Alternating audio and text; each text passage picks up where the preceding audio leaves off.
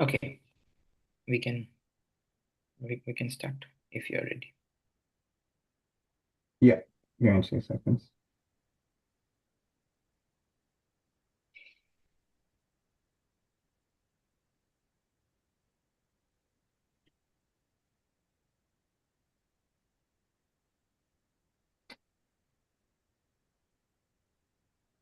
Okay.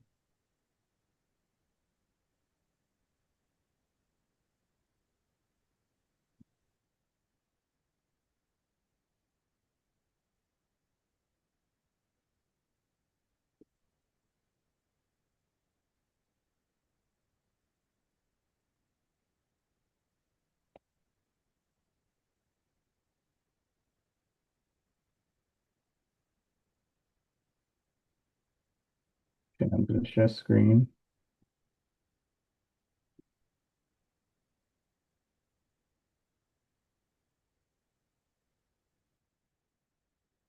So you can hear me right now. Then Yes. let's see. No, not record. Share screen. Start. Now you should be able to see my screen. Yes. Okay. Let's see if Oh, that. okay. So welcome to the last talk of the day by Dr. Thavanesan, and he's going to talk about holographic cosmology through cosmological CPT theorem. So maybe I'll send you a reminder when 5 minutes are left. Yeah, that sounds good. Yeah. So I do want this to be a pedagogical talk. So I guess you can. Yeah, I guess Anish, you're the one. What's the one hosting? I guess so. You can basically tell me if there's any questions that Yeah, people. sure, sure. Yeah. Okay, so yeah, feel free to ask any questions during the talk. I'm going to be writing in live time, so if anybody for some reason can't see my either this laser pointer or the things I'm annotating, please also say. But yeah, uh, as Anish said, my name is Ayngaran Thavanesan, or Dr. Thavanesan, I guess, but yeah, please call me Ayngaran. My research is focused on early universe cosmology and specifically the bridge between early universe inflationary cosmology and holography. So I've tried to understand the beginning of the universe and specifically the one of the most biggest questions in theoretical physics, which is quantum gravity in our universe, because the beginning of the universe is basically the playground for us to study that. So we've made some significant progress towards this in what I call the cosmological CPT theorem. So that was a paper that came out last year about this time, and so around late August, early September. And the archive numbers for that paper is there, and that was within collaboration with Harry Goodhue and Aaron Wall. And then I had a follow-up paper where I used the cosmological CPT theorem to derive what I call the no-go theorem for for parity violation, where I applied the constraints to derive a no-go theorem for parity violating processes in the early universe. This was of recent phenomenological interest because of the detections of two groups, Zach Slepian's group and Oliver Philcox's group. So this was both phenomenologically relevant as well as theoretically relevant. And then I'm also going to talk about some very interesting follow-up work that Aaron and I are both excited by, and hopefully you'll be excited by as well, where we use the cosmological CPT theorem to derive potential candidates for holographic cosmology. So, yeah, I'd like to first start off with dedicating this talk, given that I was recently in Canada, where there is a significant Elam Tamil diaspora. There was recently this year an unveiling of the memorial in recognition of the genocide of Elam Tamils, my ethnic group, and I'd like to dedicate this talk to the various Elam Tamil heroes who allowed me to be the first Elam Tamil cosmologist and theoretical physicist. So, uh, yeah, now let's get started. So, where do we come from? So a major goal for us as cosmologists and theoretical physicists is to understand where the universe came from. So um, the answer to that question hopefully lies in what we call cosmological correlators or patterns in the night sky. So correlators or correlation functions are just a fancy word for saying that in the sky we see patterns, and those patterns are statistically those patterns are show that a statistical what's the word they show that there is some sort of statistical distribution of things, which we think comes from some kind of early universe physics. And what we try to do is understand how we can constrain those correlation functions. So use theories or more high-end tools such as bootstrapping tools to use continuous things like continuous symmetries or physical principles such as unitarity to determine what these correlation functions should be, and hopefully they then match what we see on the night sky. So this has led to various initiatives, including the Cosmological Bootstrap program, as well as DSCFT, to hopefully understand where these cosmological correlators come from. So the the best paradigm we have at the moment to explain things is what's known as inflation. Inflation is just uh, the technical term for what we call a quasi-de Sitter expansion in the early universe. De Sitter, for anybody who doesn't know, is just one of the maximally symmetric spacetimes from Einstein's theory of general relativity. So you've got de Sitter space, anti-de Sitter space, and flat space. And de Sitter is the spacetime with a positive cosmological constant, and it turns out that our early universe looked almost like this. And this early de Sitter expansion then led to patterns being created or cosmological correlations being created, which then live at the boundary at the end of inflation. And this boundary is a notion which comes up in holography a lot, because we say that in holography there is a high dimensional space-time which is dual to a boundary which is of a lower dimension, and that high dimensional space-time is described by a field theory living on that boundary. Now, if we were powerful enough, we would be able to determine what this holographic jewel is, i.e. DSCFT, and then be able to just tell you, we'll be able to tell you exactly what the correlation function should be. Unfortunately, we haven't been as successful in understanding holography in de Sitter space-time as we have in an anti-de Sitter space. So we have to do things a bit more in a bit more of a basic approach. Specifically, we have to do things in QFT, quantum field theory, on curved space-time. And then we compute these cosmological correlators. So these could be any endpoint correlators of master spinning fields or massive spinning fields. And generically speaking, we measure the spin zero, so the scalar field, and the spin two massless field as in the graviton. And we then see the imprints of that in the CMB. So that's like the baby picture of the early universe from roughly 400,000 years ago. Sorry, from roughly 400,000 years after the Big Bang, the initial singularity. And then those then grow into the large scale structure that we see in terms of the galaxies and stuff in the universe. So um, we have so far predicted and measured the 2-point function. So the temperature fluctuations in the CMB as well as the 2-point function in the large scale structure. And we hope to then measure the graviton 2-point function as well as the mixed correlation functions. But there are some fundamental questions which come from all of this paradigm, which is like, why did our universe expand in the first place? Why is there only matter? Um, as in, there's a very small amount of antimatter in our universe, and this then like led to the question, which I then started thinking about, which is, well, we know there's a fundamental symmetry in flat space known as CPT, which is a discrete symmetry. So discrete symmetries is something that's not really been explored in cosmology. We've used things like continuous symmetries, as in the symmetries of de Sitter spacetime, to constrain the correlators, but we haven't really thought about discrete symmetries such as CPT. And we know that CPT is fundamentally related to the matter-antimatter problem, because the matter-antimatter asymmetry, because CPT tells us in flat space that the mass of matter and antimatter particles have to be the same. This is one of the fundamental things that the CPT theorem tells us. So it then begs the question, okay, what does CPT mean not for flat space, but for the universe as a whole?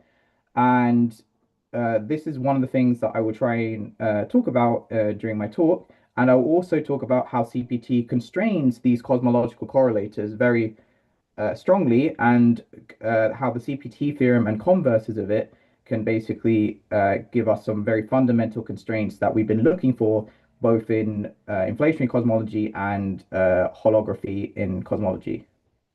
So the plan of the talk is to look at the original CPT theorem, because I know that a lot of people probably haven't thought about CPT for a long time, and understand what is required in order for us to have CPT. Then I'm going to use the embedding space formalism to identify an analogous CPT theorem in cosmology. So that's what we will then call the cosmological CPT theorem. And then I'm going to change gears. I'm going to derive a novel way to think about the CPT theorem to make converse statements. And I'll explain what that means in a bit. And then you will then use the converses to explore constraints of CPT as well as converses on cosmological correlators and what's known as the wave function of the universe, the cosmological wave function. I will then demonstrate that CPT invariance strongly constrains parity violation cosmology to derive the no-go theorem, which is what my paper from January is based on. And then I will use the cosmological CPT theorem to identify candidates for holographic cosmology. So this will be a very novel thing that will tell us exactly the kinds of holographic jewels we should be looking for when it comes to holographic cosmology, i.e. DSCFT. So the key words for this talk will be the wave function in the universe. This is the thing that's basically going to be the anchor that bridges the two things I'm going to be talking about, both inflationary cosmology, early universe cosmology, and quantum gravity in de Sitter space or expanding space times. And then cosmological correlators, which are like basically uh, specific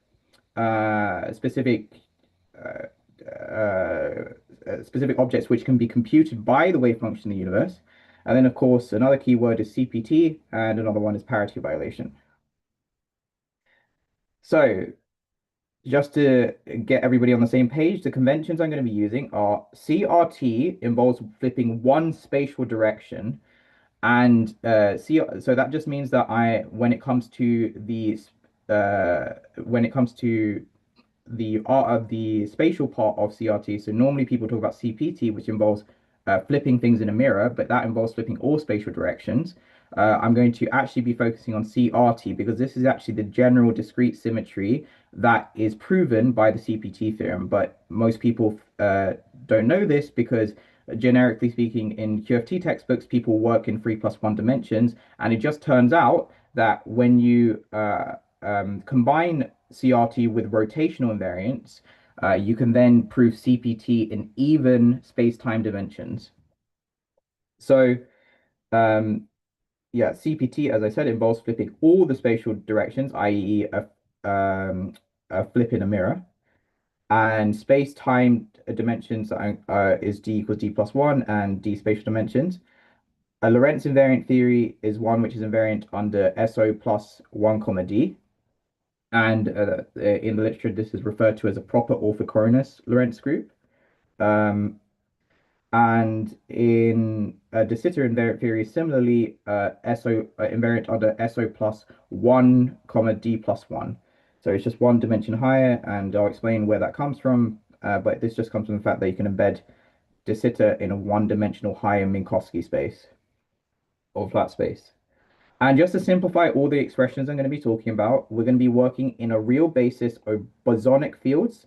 So I won't be talking about fermions or half-integer spin fields for now, but I can answer questions regarding fermions and stuff later.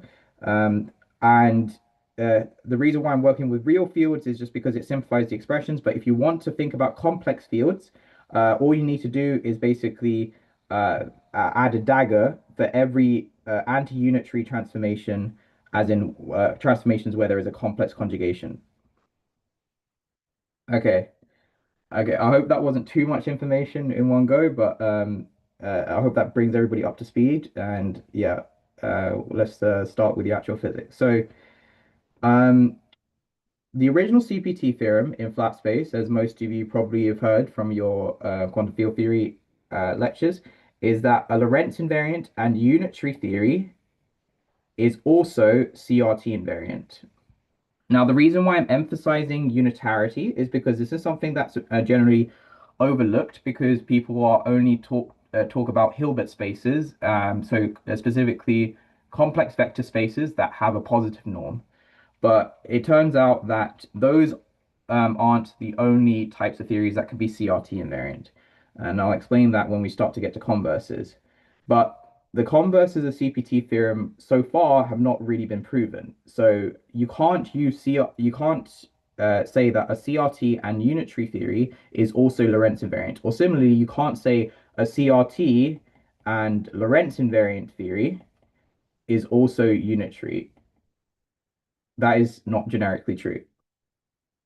But where does this come from? Well, let's just look at the Lorentz invariance part of the CPT theorem. So Lorentz invariance, as you all probably know, uh, is just is just basically a boost in well, when you complexify Euclidean space. Sorry. Lorentz invariance is just rotations which then become boosts when you complexify Euclidean space. So when I specifically apply these transformations to the rotation group. So if I send the rotation angle theta to I psi or psi to I theta, if I go from Lorentz boost to rotation group, I will go between the two. So this is a simple way of remembering how the Lorentz transformations act as a matrix on a space-time vector. So you just start with rotations acting on a vector, and then apply these transformations, and then you get the Lorentz boost, or vice versa. And then people basically just say this is how you prove the CRT theorem, but that's a bit too quick, or CPT theorem, and I'll explain why. And yeah, you can only Wick rotate specifically if to a Euclidean theory if the theory is Lorentz invariant, the vacuum is Lorentz invariant, and the energy is bounded below. So all this is basically telling you is that when you Wick rotate SO plus 1 comma D, the proper orthochronous Lorentz group, this Wick rotates to SOD plus 1.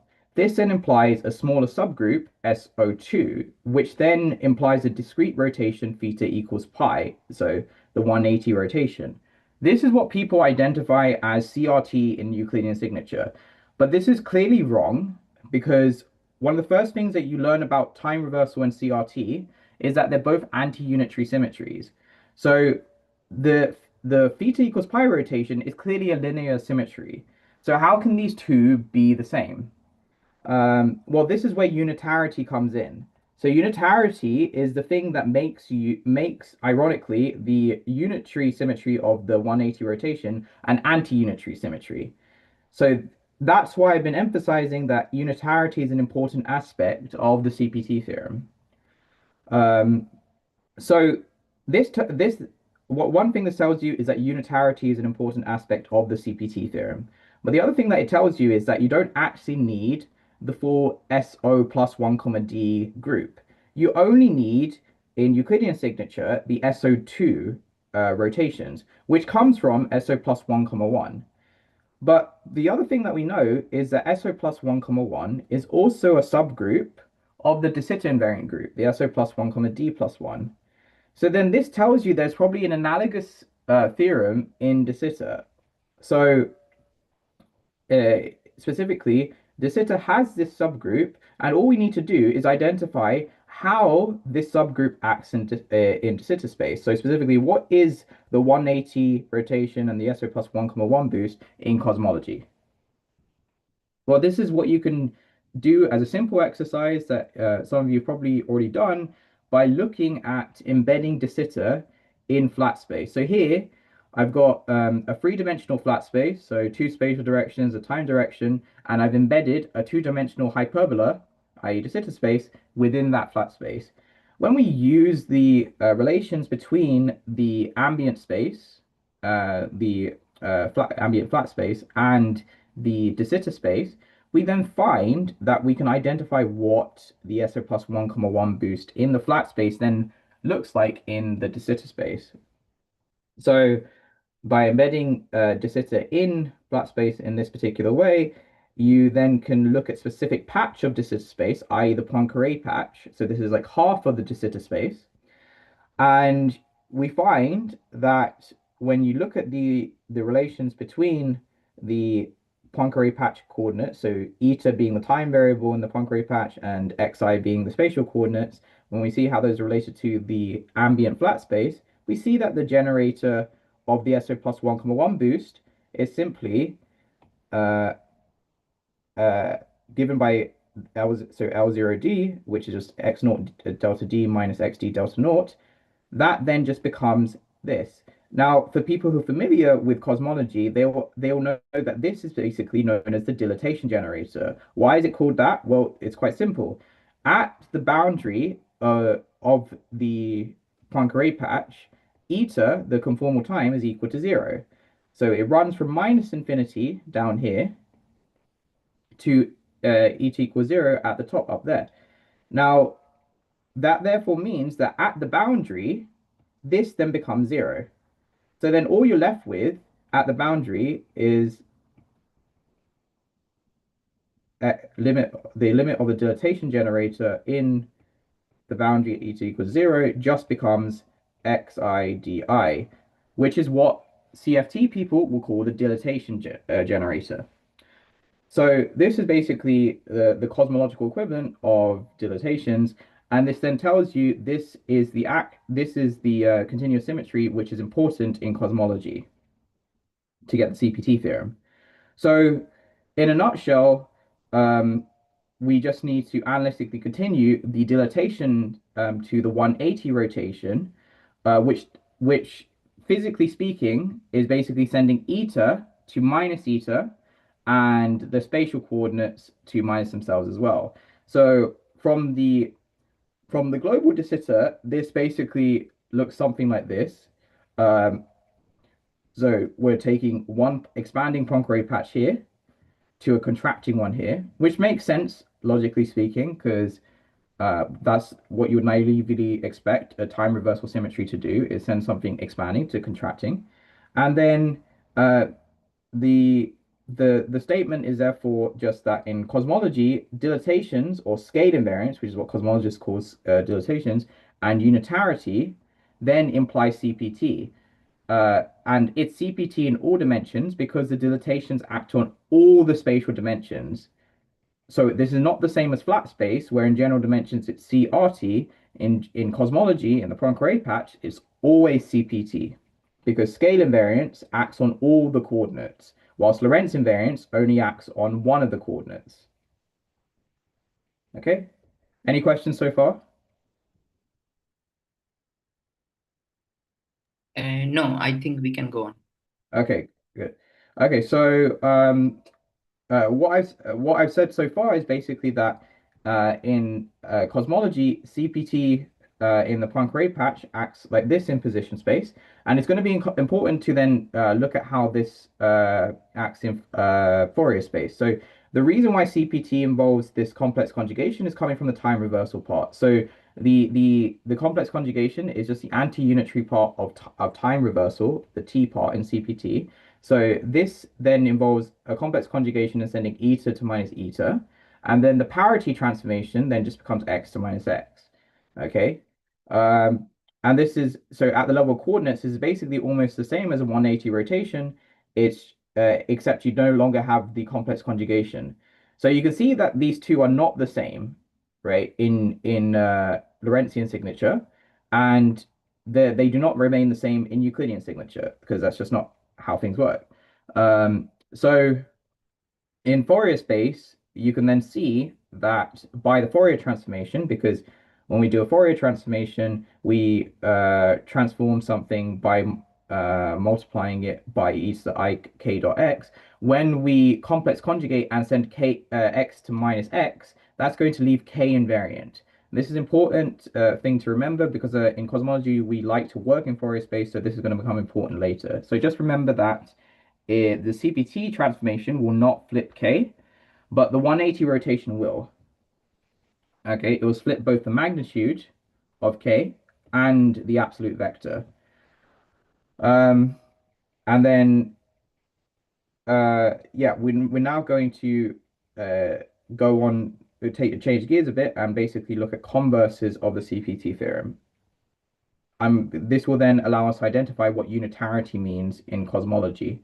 So, for people who aren't familiar with Euclidean CFT, I'm going to now introduce what unitarity means in Euclidean signature. So, in Euclidean signature, unitarity or positive norms implies something known as reflection positivity. So, this is just a statement that in a Hilbert space, we have states with a positive norm, and the inner product of those states then gives something positive, right? And then when you Wick rotate to Euclidean signature, it just boils down to this particular statement. Where does this come from? This just comes from the fact that I can write any state as an action of operators. Let's say two operators minus tau 2 minus tau 1. Oh, actually, wait, I'm saying the cat is, yeah. So let's say psi is equal to, oh, sorry, psi is equal to O of tau 2, O of tau 1, acting on the vacuum, right? Then the ket state would be the dagger of this, and the adjoint acting on this, which then in Euclidean signature just simply means that it's O of minus tau 1 dagger, O of 2 minus tau 2 dagger acting on the vacuum state. So then when I take the inner product of the two, in general, this is going to lead to this particular statement. So we know that any states of positive norm, the ket state can be written like this, the bra state can be written like this. So a sum or an integral of operators acting on the vacuum state, the inner product of the two will then give something positive. That's all reflection positivity is saying. Um, and it doesn't have to be just one state. I could have two states, for example, psi is equal to O of tau 2 O of tau 1 acting on the vacuum state, and chi is equal to O of tau 3 acting on the vacuum state. Now, clearly, both given that these both have a have positive norm, the sum of these two will also have to have a positive norm. So that's all that this sum is saying. And then this then leads to a non-trivial constraint on odd point correlation functions, because now when I take a sum, I'm going to get when I expand out the brackets, basically I'm going to get that the 3-point correlator for this particular example uh, is then the 3-point correlator and the sum of the 3-point correlator with essentially its dagger is going to give me something positive. So because these are clearly positive, because this is just a simple statement of reflection positivity, but yeah, for odd point correlated, you get a more non-trivial constraint. So that's just a quick summary of reflection positivity. Now, I'm going to weaken this statement uh, to what happens when you have complex vector spaces with real norm. And clearly, what this then tells us is that um, we know that we can complex conjugate the right-hand side, right? Because it's just a real number. When I complex conjugate the right-hand side, nothing changes. And when I send tau to minus tau, I then keep this inner product the same because I can use the tau translation invariance of the Euclidean path integral to then translate the operators back. So this then basically tells me that any correlation function is invariant under this Z2 symmetry. So it's invariant under complex conjugation and sending tau to minus tau. So I've now identified another Z2 symmetry. So I've identified the what I'm going to call reflection reality, one discrete symmetry, the 180 rotation, which is just sending tau in Euclidean signature, tau to minus tau, x to x1 to minus x1, and then the CPT, or CRT, sorry, which in Euclidean signature is just simply complex conjugation and sending x1 to minus x1. So then we can use this to think of the CPT theorem in terms of a Z2 times Z2 group structure. So CRT, as I said, in Lorentzian signature, so I've written everything here in Euclidean signature, but in Lorentzian signature is just complex conjugation sending t to minus t. So this is just the time reversal part, and then x1 to minus x1. And then C doesn't really do anything generically speaking if you're working in a basis of real fields. But uh, it becomes a bit more complicated when you talk about things other the things with spin and stuff. But let's just talk about scalar fields for now. But yeah, that then simplifies in Euclidean signature to this, right? Because the reason for this is because T involves complex conjugation sending T to minus T, which therefore leaves tau, which is equal to IT invariant. So tau goes to itself. Therefore, CRT is actually not the 180 rotation, it's simply complex conjugation sending x to minus x. And the 180 rotation is what everybody knows is tau to minus tau and x to minus x. And finally, the last Z2 symmetry which I identified is reflection reality. Now, the three of these combined together, right, clearly give you the identity. So this then forms a closed group structure. So not only can you use this group structure to prove the original CPT theorem, because Lorentz invariance implies the 180 rotation, and unitarity implies reflection positivity, which then implies reflection reality, because clearly any theories of positive norm also has a real norm. So then I can use this group structure to prove the CPT theorem, right? So this unitarity implies this, reflection reality. Lorentz invariance implies a 180 rotation. So the two of these together are going to give CRT, right? But now, because I've made this group structure, I can also identify converse statements. So then this then allows me to identify these three converse statements.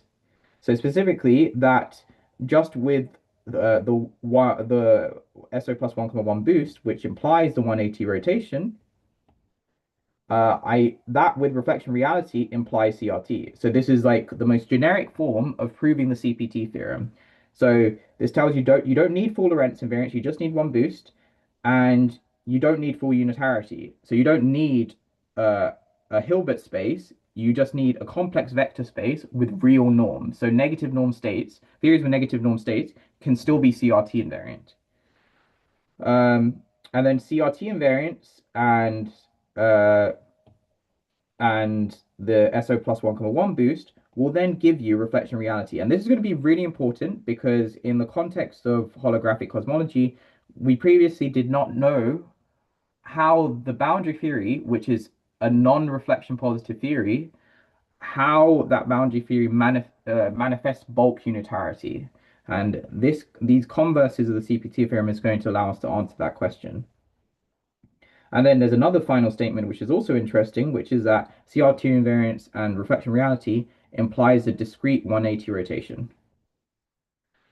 So, just to summarize what I've said so far, in terms of correlation functions in flat space, reflection reality acts on time-ordered correlators in this particular way. So it sends a time-ordered correlator to its anti-time-ordered correlator, and then it complex conjugates it to the correlation function overall. So time-ordered becomes anti-time-ordered, and then if you're talking about complex fields, you also dagger the fields. And then the 180 rotation preserves the time ordering, but just sends the spatial coordinate labels of the fields to minus themselves, the spatial coordinates and the time coordinate labels of the fields to minus themselves. And CRT is very similar to reflection reality in the sense that it sends a correlation function, a time ordered correlation function to an anti-time ordered one with an overall complex conjugation. And then it also flips the coordinate labels of the fields themselves as well.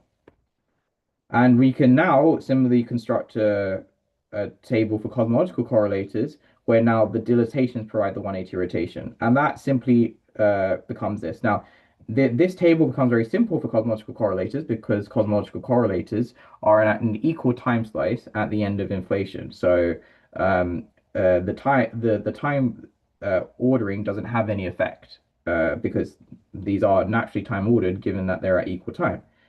So uh, what this then simplifies the constraints down to is that it basically says that correlation functions of real fields are just real because the correlation function is equal to its complex conjugate. For complex fields, it says that it's the same but with daggering of each of the fields. The dilatation, 180 dilatation basically just says that you flip the spatial coordinates and the time coordinate. And then for CPT, we complex conjugate, and then we also send the coordinate labels of the fields to minus themselves. Okay.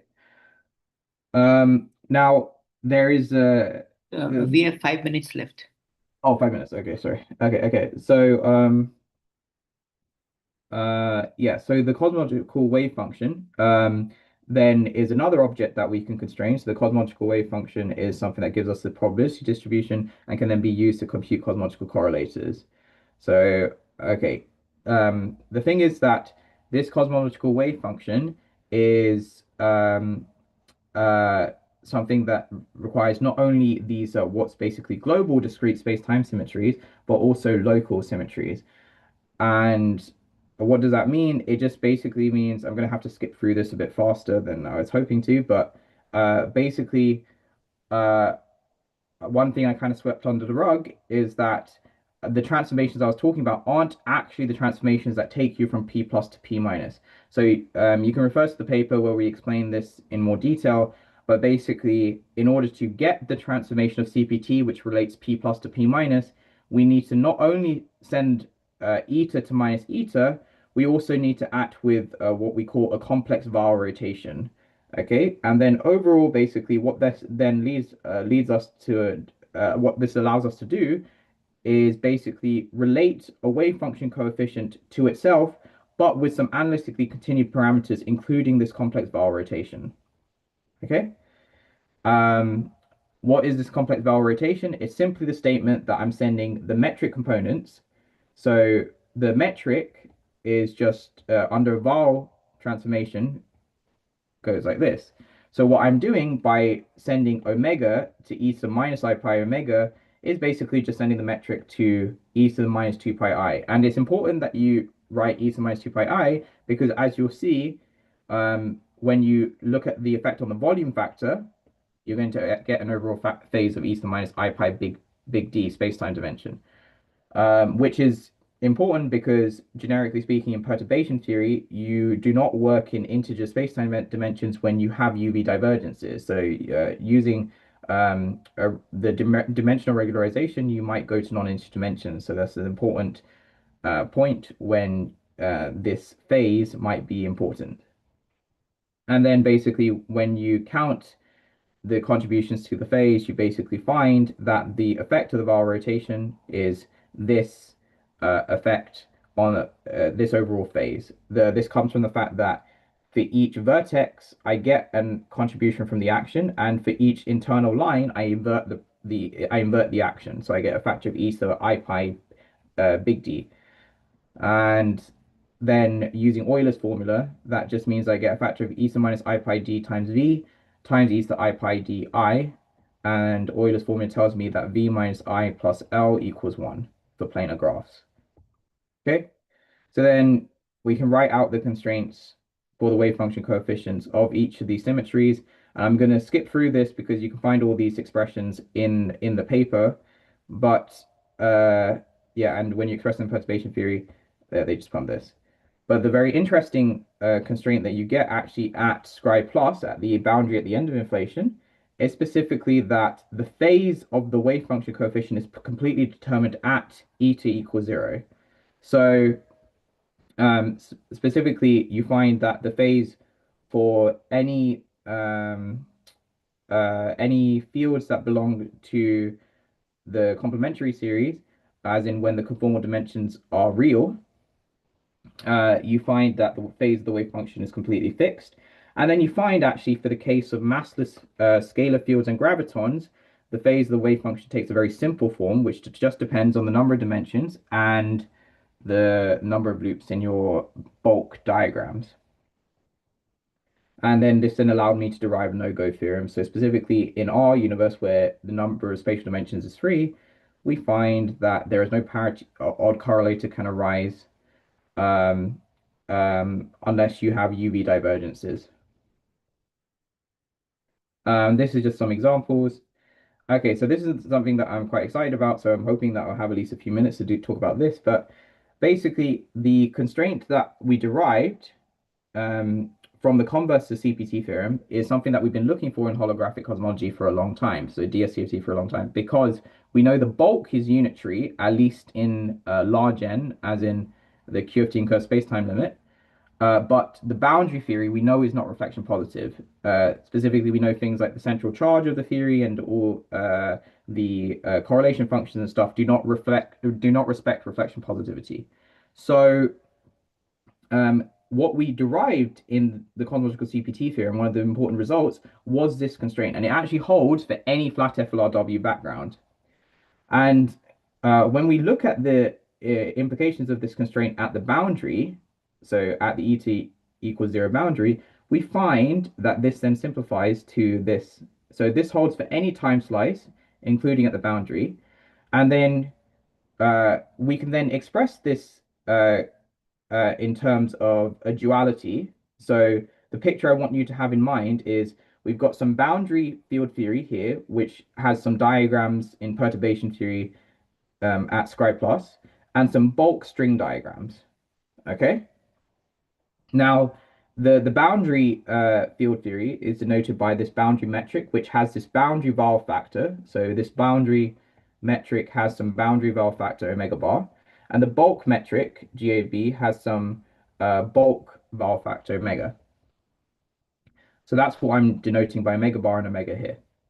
We can rotate the spatial coordinates back to their original position just by applying a boundary Val rotation. Now, when we then consider purely parity even theory, so we don't care about the minus sign, i.e., minus x doesn't do anything. So minus x is basically equal to x. I can ignore this minus x here, and then I just get a relation between the complex conjugate wave function coefficient and the uh, wave function coefficient with the bulk and boundary Val rotations. Now, if we then look at the effect of this on a large N gauge theory, as in the kind of gauge theories which have been studied in holography, we then find that actually the effect of the boundary and bulk Val rotations can be expressed purely in terms of Euler characteristics. So specifically, if I use the fact that the bulk and boundary Euler characteristics have to be the same for closed string diagrams, um, I then find that actually the phase of the wave function coefficients is completely fixed, just like we found in the case of QST and curved spacetime. And then this led us to derive what we now are calling um, cosmic field theories. Hey, So, 1 minute left. yeah, okay. So specifically, um, sorry, cosmic field theories are just a statement that these theories are dual to holographic. So theories of this form are dual to holographic cosmology if n um, n is proportional. Oops, proportional to e to the I pi over 4 d minus 1 plus 2m, and lambda is proportional to e to the I pi over 2 d plus 2n, where m and n are a degeneracy in the phase of the wave function coefficients. So they're just a member of integers. Okay. So what does this tell you? This tells us that this is one, a very interesting thing is that you see that n and lambda cannot both be real at the same time. So this tells us in order for the bulk to be consistent with unitarity, we need the boundary theory to be non-unitary because n and lambda cannot both be real at the same time because n is real when d is odd and lambda is real when d is even. So this is like a no-go theorem. Sorry. This is like a, sorry, I will try and wrap up soon. This is like a no-go theorem for what the boundary dual of holographic cosmology can be. And it specifically tells you that these types of candidates, these are the candidate duals we should be looking for in holographic cosmology. And a very simple check, you can see just from the limit, the large n limit, so when n goes to infinity, we know that the central charge in the CFT limit goes as n to the chi, because that counts the number of degrees of freedom, which is equal to n squared plus n to the naught plus n to the minus 2, blah, blah, blah. And n squared is going to give us e to the I pi over 2 times d minus 1 plus 2m. You can see that for DS3, one of the famous results of the first DSCFT paper by Strominger showed that the central charge in DS3 was equal to I free L over 2g. And then people later found that there's a plus 13 contribution, which is the just you can derive either by analytically continuing the ADS result, or you can derive it explicitly using various methods.